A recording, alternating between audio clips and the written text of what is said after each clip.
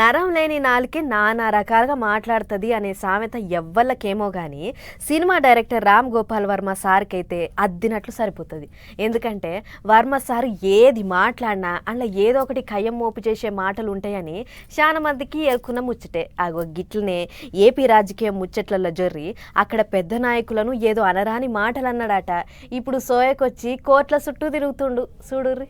తీగ గుంజితే డొంక్ అంతా కదిలినట్లు కేసు ఇట్లా ఏషిర్రో లేదో అప్పుడే దిగ్గున ఉలిక్కి పడి లేచిండు రామ్ గోపాల్ వర్మ సారు. ఈ నడమ అదేదో సినిమాని తీస్తుండు కదా, ఆగో గా సినిమాను లేపేతందుకు సోషల్ మీడియాలో పోస్టులు పెట్టిండట వర్మ. సరే పెడితే పెట్టిండు.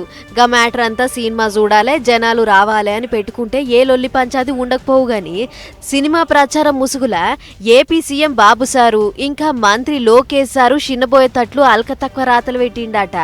ఇది చూసిన సైకిల్ పార్టీ నాయకులొకళ్ళు సీదావై ప్రకాశం జిల్లా మద్దిపాడు పోలీస్ టౌన్ లో ఫిర్యాదిచ్చి కేసు ఏమిటికి పెడుతున్నా అనేది పోలీసులకు పురాగా పూసగుచ్చిండట. ఈగేముంది, ఆ పోలీసోళ్ళు వర్మకు ఫోన్ కొట్టిర్రట. నీ మీద కేసు బుక్ అయింది, నువ్వు స్టేషన్ కు వస్తావా లేకుంటే మమ్మల్ని రమ్మంటావా అని అడిగేసరికి ఏడ అరెస్ట్ చేసి జైల్లో పడేస్తారో అని దన్న ఏపీ హైకోర్టు మెట్లెక్కిండు వర్మ సారు.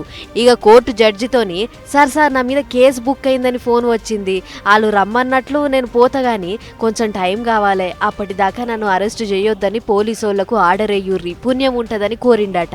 ఇక వర్మ మాటలిన్న కోర్టు సార్లు అట్లెట్లుంటదా, కేసు బుక్ అయింది కాబట్టి పోలీసోళ్ళు వాళ్ళ పని వాళ్ళు చేస్తారు, అరెస్ట్ చేస్తారని నీకంత బుగులుంటే ముందస్తు బెయిల్ దరఖాస్తు పెట్టుకో అని చెప్పిర్రట.